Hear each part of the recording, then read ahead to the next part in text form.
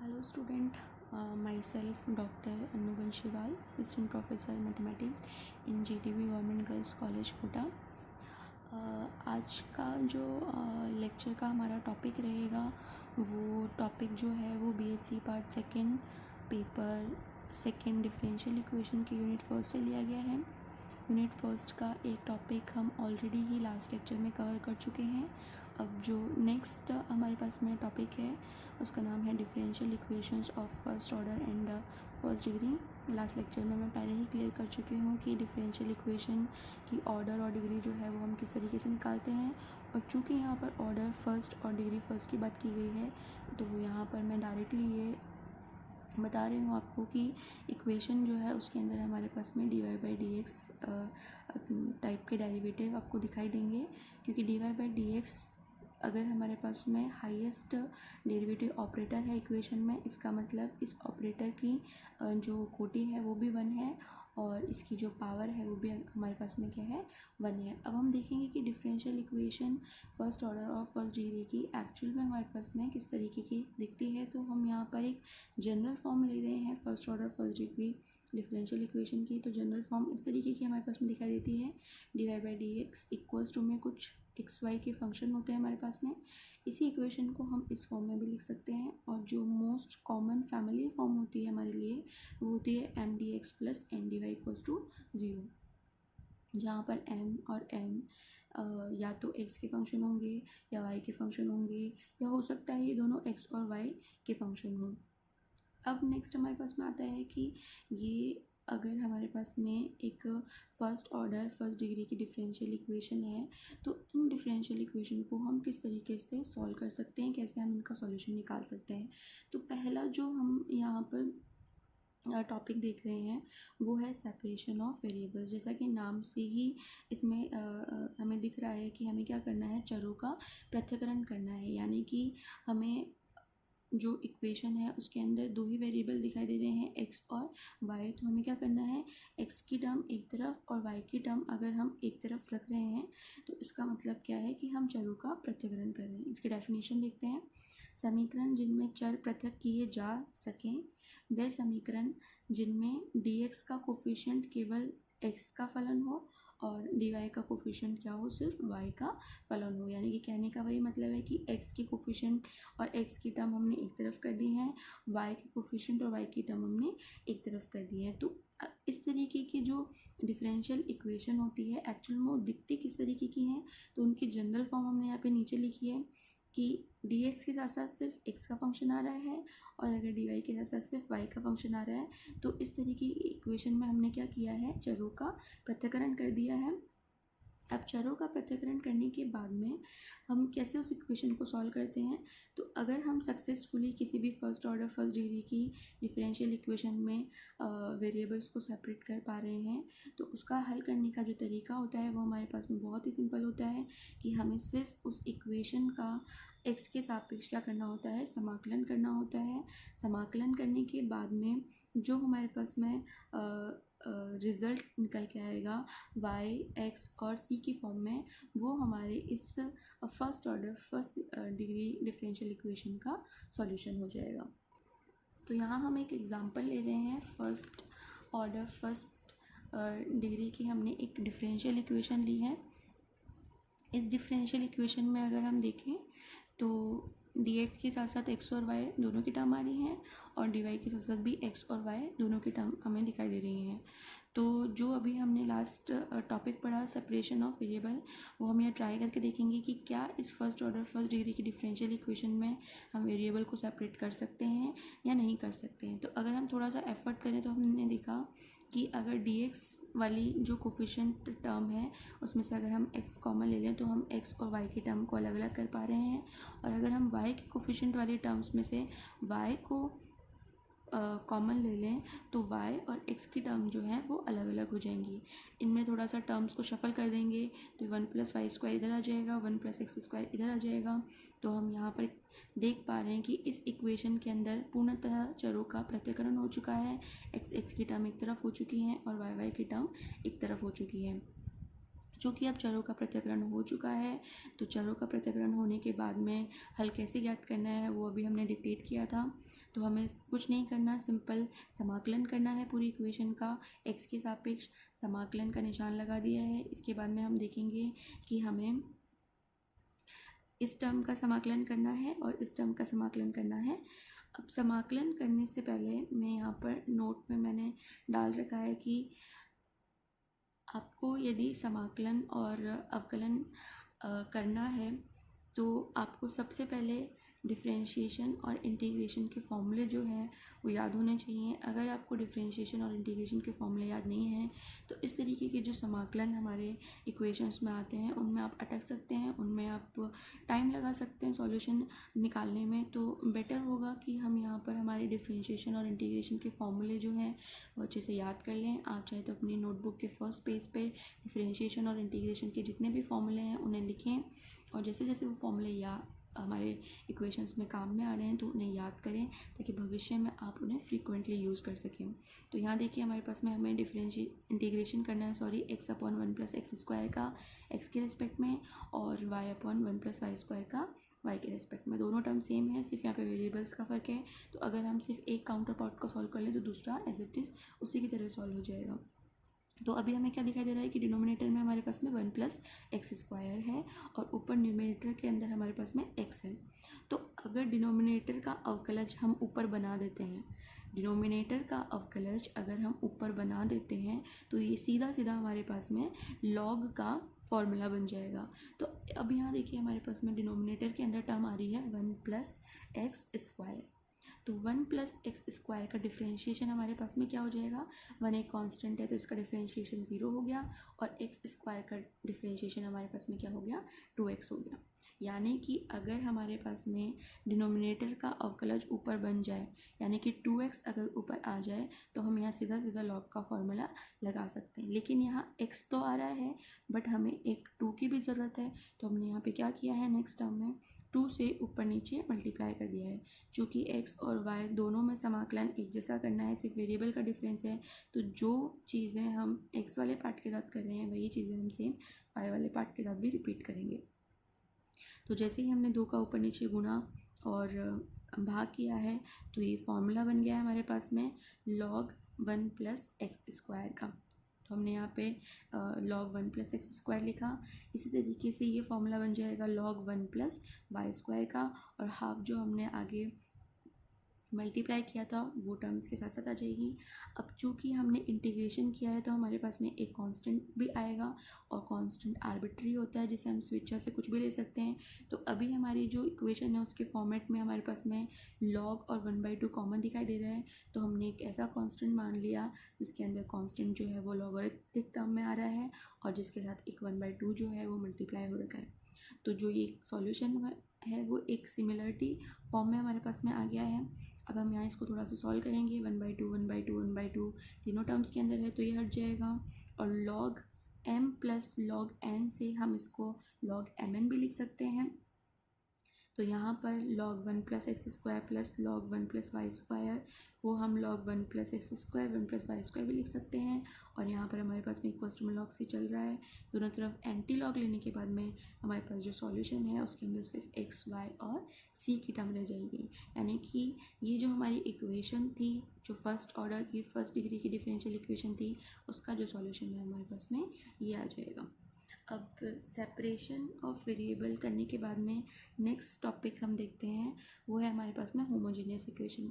मान लीजिए कोई डिफरेंशियल इक्वेशन आपके पास में ऐसी है फर्स्ट ऑर्डर फर्स्ट डिग्री की जिसमें आप वेरिएबल्स को इजीली सेपरेट नहीं कर पा रहे हैं। तो वहाँ पर एक दूसरा ऑल्टरनेट हमारे पास में आता है कि यदि समीकरण हमारे पास में M d x plus N d y equals to 0 है, ये समघात समीकरण कहलाती है। यदि समीकरण को हम इस फॉर्म में लिख सकें यानी कि dy/dx equals to x y की फॉर्म में हम उसे लिख सकें। अब यहाँ पर f1 और f2 के ऊपर समघात होने के लिए कंडीशन क्या लगी हुई है कि f1 जो कि एक्स वाई का फंक्शन है, f2 जो एक्स वाई का फंक्शन है, इसके अंदर जो आने वाली x और y की टर्म्स होंगी उनकी घातें जो हैं अगर वो समान हैं तो ये जो इक्वेशन है वो हमारे पास में एक समघात समीकरण कहलाती है। वापस से सुन लीजिए, dy/dx इक्वल्स टू इस तरीके की इक्वेशन हमारे पास में समघात समीकरण कहलाती है यदि हमारे पास में f1 और f2 जो कि x और y के फलन हैं, अगर इनके अंदर आने वाली x और y की जो टर्म्स हैं उनकी घातें यदि समान हैं तो ये समीकरण जो है हमारा क्या कहलाता है, समघात समीकरण कहलाता है। अब यदि हमने ये चेक कर लिया कि हमारी जो फर्स्ट डिग्री की डिफरेंशियल इक्वेशन है वो समघात समीकरण है, तो आगे हम उसे किस प्रोसेस से सॉल्व करते हैं। तो सॉल्व करने का तरीका इसका क्या होता है, जब हमें पता होता है कि हमारी इक्वेशन एक समघात समीकरण है तो हम सिंपली कुछ नहीं करते, y की जगह vx जो है उसका सब्स्टिट्यूशन कर देते हैं। अब जब हम y की जगह vx का सब्स्टिट्यूशन करेंगे तो हमें dy/dx को भी सब्स्टिट्यूट करना पड़ेगा, रिप्लेस करना पड़ेगा।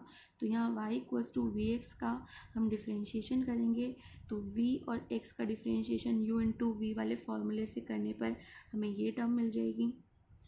तो हमारी जो मेन इक्वेशन है, इक्वेशन फर्स्ट, उसके अंदर हम y और dy/dx को रिप्लेस कर देंगे तो हम देखेंगे कि dy/dx को रिप्लेस करने पर हमारे पास में v प्लस एक्स dv/dx बनेगा।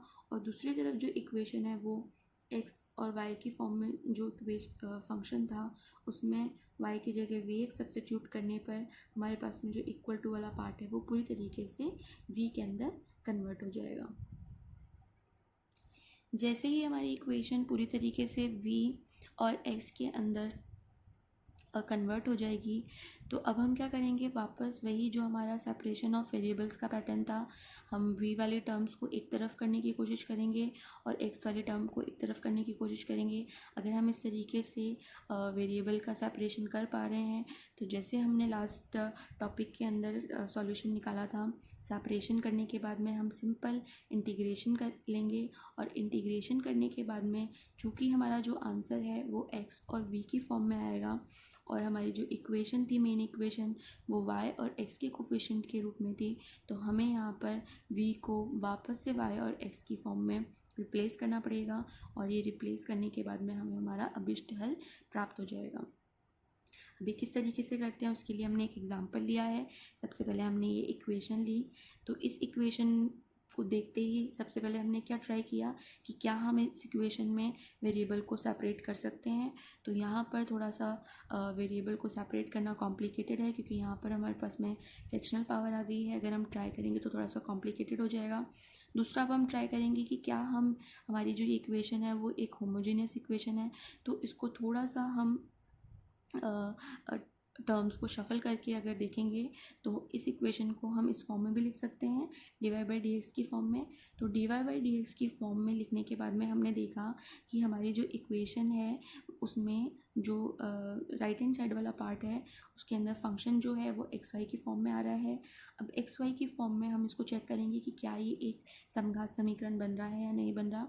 यहाँ देखिए y की पावर 1 है और यहाँ x² + y² पर भी अंडर रूट पावर चढ़ी हुई है। इसका मतलब कॉन्सिक्वेंटली यहाँ पर x और y की पावर भी हमारे पास में क्या है, 1 है और जो डिनोमिनेटर है उसके अंदर भी हमारे पास में x की पावर 1 है। यानी कि यहाँ पूरी टर्म के अंदर x और y की एक ही घात चल रही है। दैट मीन्स ये जो इक्वेशन है वो एक तरीके का समघात समीकरण है। और समघात समीकरण भी कैसा है, प्रथम घात का, क्योंकि यहाँ पर पावर जो है हमारे पास में 1 चल रही है। इसका मतलब कि ये जो इक्वेशन है उसमें आप वेरिएबल का सेपरेशन नहीं कर पाए, लेकिन ये जो इक्वेशन है वो आपके पास में एक समघात समीकरण बन चुकी है।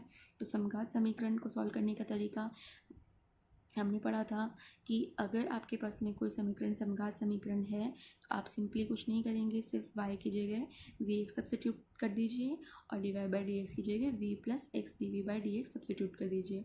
तो हमारी मेन इक्वेशन में जहाँ जहाँ हमें y दिखाई दे रहा है और dy/dx दिखाई दे रहा है वहाँ वहाँ हम इन्हें सब्स्टिट्यूट कर देंगे, रिप्लेस कर देंगे। रिप्लेस करने के बाद में ये जो कैलकुलेटिव पार्ट है अगर आप ये करके देखेंगे तो यहाँ पर कैलकुलेशन करने के बाद हमें लास्ट में ये टर्म मिलती है जहाँ पर x dv/dx जो है वो √1 + v² के बराबर हो जाएगा। इस टर्म के अंदर अगर हम देखें तो यहाँ पर एक्स की टर्म को एक तरफ किया जा सकता है और वी की टर्म को एक तरफ किया जा सकता है, यानी कि यहाँ पर वेरिएबल का सेपरेशन किया जा सकता है इजीली। तो हमने आगे वेरिएबल का सेपरेशन किया। वेरिएबल का सेपरेशन करने के बाद में वही मेथड कि हम सिंपली दोनों तरफ इंटीग्रेशन ले लेंगे। इंटीग्रेशन लेने के बाद में हमें इसको इंटीग्रेट करना है। तो नेक्स्ट वही, अगर हमें इसका फॉर्मूला पता है तो हम यहाँ डायरेक्ट फॉर्मूला यूज़ करके लिख सकते हैं कि √1 अंडर रूट 1+v² का जो इंटीग्रेशन है वो हमारे पास में कुछ इस तरीके का होगा, और dx/x का जो इंटीग्रेशन है वो हमारे पास में log x हो जाएगा। अब चूँकि जो हमारी इक्वेशन का सॉल्यूशन है वो हमें लॉगरिथमिक फॉर्म में दिखाई दे रहा है और कांस्टेंट हमें आर्बिट्री अपनी स्विचर से लेना है, तो कांस्टेंट भी हमने log की फॉर्म में कंसिडर कर लिया है। अब यहाँ देखिए log x plus log c, इसको कंबाइन करके log mn वाले फॉर्मूले से हम log xc भी लिख सकते हैं। अब इधर भी लॉग है, इधर भी लॉग है, एंटी लॉग लेने पर दोनों तरफ से लॉग हट जाएगा। लॉग हटने के बाद में हम देखेंगे कि जो हमारा सॉल्यूशन है वो कुछ v और x की फॉर्म में आता हुआ दिखाई दे रहा है, लेकिन जो हमारी डिफरेंशियल इक्वेशन थी वो x और y की फॉर्म में थी। तो हम यहाँ पे क्या करेंगे कि जो हमने v लिया था वेरिएबल, उसको हम रिप्लेस कर देंगे वापस किससे, y/x से। तो जहाँ जहाँ आपको v दिखाई दे रहा है वहाँ वहाँ y/x पुट कर देंगे। पुट करने के बाद में और थोड़ा सा कैलकुलेशन करने के बाद में और इसको सिंप्लीफाई करने के बाद में हमारा जो सॉल्यूशन है वो हमें y, x और c की फॉर्म में मिल जाएगा। तो यहाँ समझने वाली बात ये है कि जैसे जैसे हम आगे बढ़ेंगे वैसे वैसे हमारे पास में प्रोसीजर जो है इक्वेशन को सॉल्व करने का वो और लंबा होता जाएगा, क्योंकि सेपरेशन ऑफ वेरिएबल्स में आपको सिर्फ वेरिएबल को सेपरेट करने के बाद में इंटीग्रेशन करना था। लेकिन अगर आप वेरिएबल को अच्छे सेपरेट नहीं कर पा रहे हैं तो वहाँ आप चेक करेंगे कि इक्वेशन होमोजीनियस है या नहीं है। अगर इक्वेशन होमोजीनियस है तो आप उस इक्वेशन को कुछ सब्स्टिट्यूशन करने के बाद में उसमें सेपरेशन ऑफ वेरिएबल मेथड काम में ले सकते हैं। सेपरेशन करने के बाद में वही सिंपल आपको इंटीग्रेशन करके आपका आंसर मिल जाएगा। मतलब प्रोसीजर वही है सॉल्व करने का, लेकिन उसके अंदर कुछ कुछ स्टेप जो है वो और ऐड हो जाएंगी। होमोजीनियस इक्वेशन में हमारे पास में ये वाला सारा पार्ट एक्स्ट्रा हो गया, और वही सेपरेशन का जो हमने पहले एग्जांपल पे किया सेम वही प्रोसेस हमने यहाँ पे रिपीट किया है। बट ये वाला पार्ट जो है वो हमारे पास में हमें एक्स्ट्रा करना पड़ा, क्योंकि हमारी इक्वेशन के अंदर सेपरेशन स्टार्टिंग में पॉसिबल नहीं था। तो सबसे पहले वो एक समघात समीकरण थी। समघात समीकरण को हमने एक सब्स्टिट्यूशन से दो अलग अलग वेरिएबल में ब्रेक कर दिया, और सेपरेशन करने के बाद में हमने सिंपल इंटीग्रेशन से इसका आंसर फाइंड आउट कर लिया। अब लास्ट हम देखेंगे कि मान लीजिए कोई इक्वेशन आपके पास में इस तरीके की आ गई जिसमें आप सेपरेशन भी नहीं कर पा रहे हैं और जो इक्वेशन होमोजीनियस भी नहीं है, तो ऐसी फर्स्ट ऑर्डर फर्स्ट डिग्री की इक्वेशन को हम किस तरीके से सॉल्व करेंगे। तो इस तरीके की इक्वेशंस में हमें थोड़ा सा एफर्ट करना पड़ेगा। मान लीजिए आपकी कोई इक्वेशन इस तरीके की दिखाई दे रही है जिसमें dy/dx है, ax + by + c ऊपर आपको न्यूमरेटर में दे रखा है और डिनोमिनेटर में a'(x + b'(y + c') इस टाइप का कोई फंक्शन दे रखा है। तो यहाँ पर हमें दिखाई दे रहा है कि अगर इस इक्वेशन के अंदर ये कांस्टेंट वाला पार्ट नहीं होता हमारे पास में, तो ये इक्वेशन हमारी सिंपल जो है वो एक होमोजेनियस इक्वेशन बन जाती। तो इस कांस्टेंट वाले पार्ट को अगर हटा दिया जाए तो ये इक्वेशन जो है हम होमोजेनियस फॉर्म में रिड्यूस कर सकते हैं। तो अब जो हमारे पास में इक्वेशन हम स्टडी करेंगे उसमें हम देखेंगे कि कैसे एक इक्वेशन को हम होमोजेनियस फॉर्म में रिड्यूस कर सकते हैं। तो फर्स्ट जो है इसका केस फर्स्ट इसमें हम स्टडी करते हैं। अगर आपके पास में कोई इक्वेशन इस फॉर्म में दे रखी है और x के कोफिशिएंट का रेशियो और y के कोफिशिएंट का रेशियो अगर आपके पास में बराबर नहीं है, फिर से सुन लीजिए, x के कोफिशिएंट का रेशियो और y के जो कोफिशिएंट हैं उनका रेशियो अगर बराबर नहीं है तो हम सिंपल इस इक्वेशन के अंदर x और y की जगह अगर ये सब्स्टिट्यूट कर दें, x की जगह हम सब्स्टिट्यूट कर दें कैपिटल X + h और y की जगह हम सब्स्टिट्यूट कर दें कैपिटल Y + k। अब यहाँ पर कैपिटल X और कैपिटल Y ये दोनों भी वेरिएबल हैं और H और K यहाँ पर हमने कोई कांस्टेंट कंसिडर किया है। तो X और Y की जगह हम यहाँ पर कैपिटल X + कैपिटल H और Y की जगह capital Y + capital K put कर दें। तो और साथ ही D Y by D X को भी हमें रिप्लेस करना है, तो हमने यहाँ पे इसका डिफ्रेंशिएशन किया, तो डी एक्स जो है वो डी कैपिटल एक्स के बराबर हो गया और डी वाई जो है डी कैपिटल वाई के बराबर हो गया, और यहाँ से d Y by D x जो है simply d capital Y upon d capital X के बराबर हो गया। अभी जो सारे सब्स्टिट्यूशन है वो अगर हम मेन इक्वेशन में रखें तो रखने के बाद में और थोड़ा बहुत कैलकुलेशन करने के बाद में हम यहाँ देखेंगे कि A capital X plus B capital Y plus something कुछ कांस्टेंट टर्म हमारे पास में आ रही है। इसी तरीके से डिनोमिनेटर के अंदर भी A dash X plus B dash capital Y के साथ साथ कुछ हमारे पास में कांस्टेंट टर्म आ रही है। अब इन कांस्टेंट टर्म में यदि हम एच और के की वैल्यू इस तरीके की पुट करें कि ये वाला पार्ट जो है वो ज़ीरो बन जाए, तो जैसे ही ये वाला पार्ट आपका ज़ीरो बनेगा तो ये आपकी इक्वेशन जो है वो क्या बन जाएगी, एक होमोजेनियस इक्वेशन का रूप ले लेगी। तो अब इसको ज़ीरो बनाने के लिए हम क्या करेंगे कि हमारे पास में दो इक्वेशन है, एक इक्वेशन ऊपर है एक इक्वेशन नीचे है, हमें इनको क्या करना है, ज़ीरो बनाना है। तो इन्हें हम ज़ीरो कैसे बनाएंगे, हमें एच और के वो मान निकालने हैं जिनको पुट करने पर ये जो इक्वेशन है हमारे पास में क्या बन जाए, ज़ीरो बन जाए। दो अननोन है, दो ही इक्वेशन है, यहाँ इजीली हम एच और के का मान निकाल सकते हैं। एच और के का मान निकाल के जैसे ही हम यहाँ पुट करेंगे तो ये वाला पार्ट जो है इक्वेशन का क्या हो जाएगा, ज़ीरो हो जाएगा, और हमें इसी कांस्टेंट पार्ट को ज़ीरो बनाना था ताकि हमारी जो इक्वेशन है वो किस में रिड्यूस हो जाए, एक होमोजेनियस फॉर्म में रिड्यूस हो जाए। तो यहाँ पर जैसे ही हमने एच और के की वैल्यू निकाल के यहाँ पुट करी तो हमारी इक्वेशन जो है वो एक होमोजेनियस इक्वेशन में रिड्यूस हो गई है। तो जैसे ही ये होमोजेनियस इक्वेशन में रिड्यूस होगी तो हमने अभी लास्ट टॉपिक में पढ़ा कि एक होमोजेनियस इक्वेशन को कैसे सॉल्व करते हैं, वही हम क्या करेंगे, कैपिटल वाई को वी कैपिटल एक्स से सब्स्टिट्यूट कर देंगे। जो सेम हमने पिछले टॉपिक में किया था वही हम इस टॉपिक में भी करेंगे। यहाँ पर सिर्फ अंतर इतना होगा कि वहाँ हमारे पास में स्मॉल एक्स स्मॉल वाई था, यहाँ पर हमें डील करना है कैपिटल वाई और कैपिटल एक्स में। सेम ये सब्स्टिट्यूशन करने के बाद में d y by d x जो है उसे हम रिप्लेस कर देंगे v plus x d v by d x से, और ये सब्स्टिट्यूशन करने के बाद में वापस आपकी इक्वेशन जो है वो वी और एक्स की फॉर्म में जो है रिड्यूस हो जाएगी। वी और एक्स की फॉर्म में रिड्यूस होने के बाद में हम यहाँ पर फिर से सेपरेशन करेंगे वेरिएबल्स का, और वेरिएबल का सेपरेशन करने के बाद में हम सिंपली उन सेपरेटेड वेरिएबल्स का इंटीग्रेशन कर देंगे, और इंटीग्रेशन करने के बाद में हमारा आंसर आ जाएगा।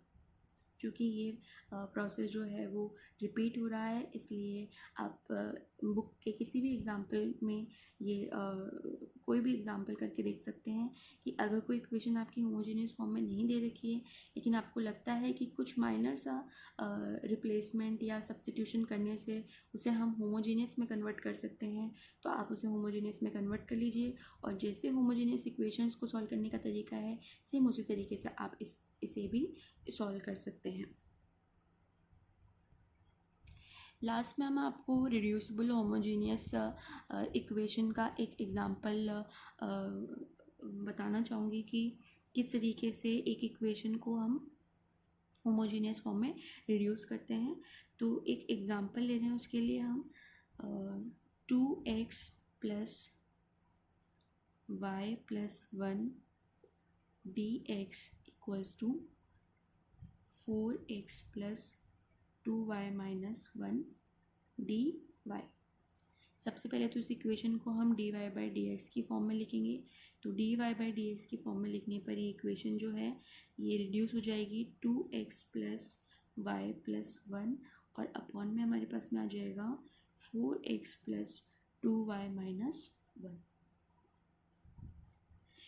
जब हमने इक्वेशन को होमोजेनियस इक्वेशन में रिड्यूस करने की बात कही थी तो हमने एक कंडीशन भी लगाई थी कि वहाँ पर जो x के कोफिशिएंट का रेशियो है और जो y के कोफिशिएंट का रेशियो है वो आपस में बराबर नहीं होना चाहिए, लेकिन इस इक्वेशन में आप देख रहे हैं कि जो रेशियो है वो बराबर आ रहा है।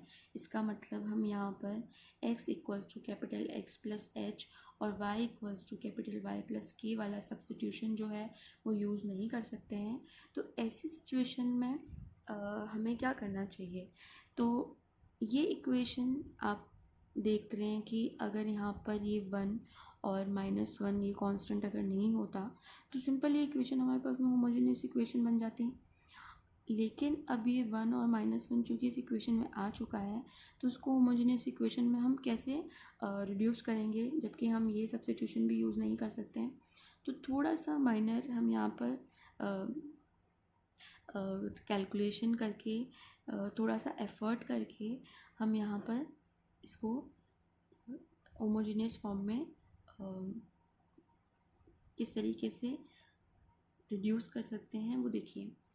अब यहाँ पर हमें क्या दिखाई दे रहा है कि 2x + y ऊपर वाली टर्म में भी आ रहा है और 2x + y नीचे वाली टर्म में भी आ रहा है। तो थोड़ा सा एफर्ट हमने ये किया कि हमने यहाँ पर 2 जो है कॉमन ले लिया, जिससे हमें क्या हुआ, एक ऊपर और नीचे थोड़ी सी सिमिलैरिटी दिखाई दी। और इस सिमिलैरिटी से होगा क्या कि हम इस 2x + y को एक अनदर वेरिएबल कंसिडर कर लेंगे v। हमें एक सब्स्टिट्यूशन तो करना ही था क्योंकि हमें इसे होमोजेनियस इक्वेशन में कन्वर्ट करना है। अब वो सब्स्टिट्यूशन अगर ये नहीं हो सकता तो अनदर कोई सब्स्टिट्यूशन लेना पड़ेगा। तो चूँकि हमें यहाँ दिखाई दे रहा है कि अगर हम 2x + y को अनदर कोई वेरिएबल ले लें तो मे बी हमारा पर्पस जो है वो सॉल्व हो जाए। तो जैसे ही हम 2x + y को v कंसिडर करेंगे और यहाँ पर हम dy/dx की वैल्यू भी निकालेंगे, तो dy/dx की वैल्यू हमारे पास में हो जाएगी dv/dx - 2। तो ये सब्स्टिट्यूशन 1 और 2 हम इस मेन इक्वेशन में रखेंगे तो हमारे पास में जो इक्वेशन है ये वाली ये रिड्यूस हो जाएगी या डिड्यूस हो जाएगी dv/dx - 2 = -2x + y की जगह हम रखेंगे v - 2x + 1 और नीचे हमारे पास में हो जाएगा 4x + 2y, यानी कि जो भी टर्म है वो क्या हो जाएंगी, दुगनी हो जाएंगी। तो 2v - 4x - 4। तो यहाँ 4x से 4x कैंसिल हो गया, 2x से 2x कैंसिल हो गया, ये माइनस पूरी टर्म के बाहर है। तो जो हमारे पास में टर्म है वो लास्ट में बचेगी v + 1 अपॉन में 2v - 1 और इक्वल टू में है dv/dx - 2। अब इसमें अगर हम थोड़ा सा एफर्ट और लगाएं तो हम v और x की टर्म को अलग अलग सेपरेट कर सकते हैं। तो यहाँ पर हम थोड़ा सा कैलकुलेशन करेंगे तो dx, इसके अलावा यहाँ पर x की कोई टर्म नहीं है और हमने v की सारी टर्म्स को अगर हम एक तरफ करें तो कैलकुलेट करने पर v की सारी टर्म्स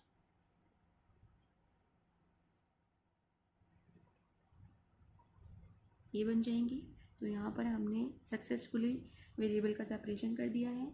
अब हमें पता है कि वेरिएबल का सेपरेशन करने के बाद में हमें सॉल्यूशन कैसे निकालना होता है। तो सिंपल हम यहाँ पर इंटीग्रेशन करेंगे और इंटीग्रेशन करने के बाद में यहाँ पर हमारा जो सॉल्यूशन है वो v और x की फॉर्म में आएगा। तो चूँकि हमारा जो इक्वेशन है उसके अंदर x और y वेरिएबल है तो हम यहाँ पर जो हमारा सॉल्यूशन v की फॉर्म में आएगा उसमें हम v को रिप्लेस कर देंगे y + 2x से।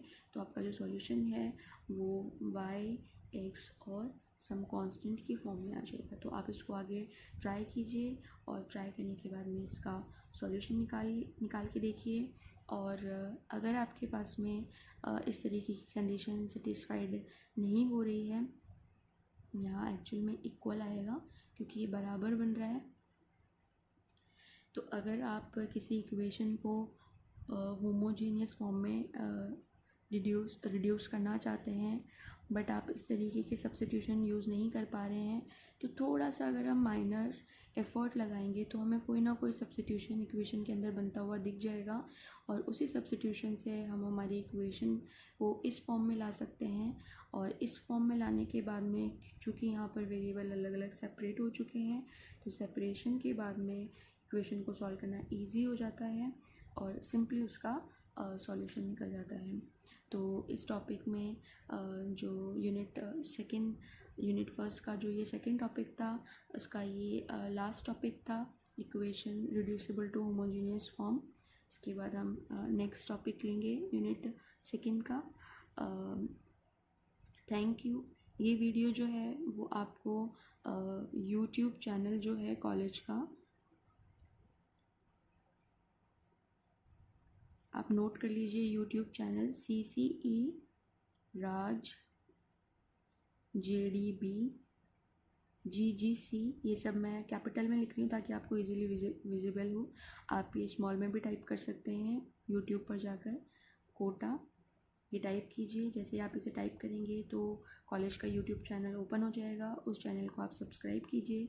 सब्सक्राइब करने के बाद में आप देखेंगे वहाँ एक प्लेलिस्ट का ऑप्शन आएगा, प्लेलिस्ट के ऑप्शन में जाइए, वहाँ class BSc part second maths के आइकन पर आप जैसे ही क्लिक करेंगे वहाँ पर आपको ये वीडियो जो है वो शो हो जाएगा। तो इस वीडियो को देखिए, और देखने के बाद में यदि आपको कोई डाउट है तो जिस भी सेक्शन के आप स्टूडेंट हैं उस सेक्शन का एक ग्रुप बना हुआ है, उस ग्रुप के अंदर अपने डाउट को शेयर कीजिए। Thank you.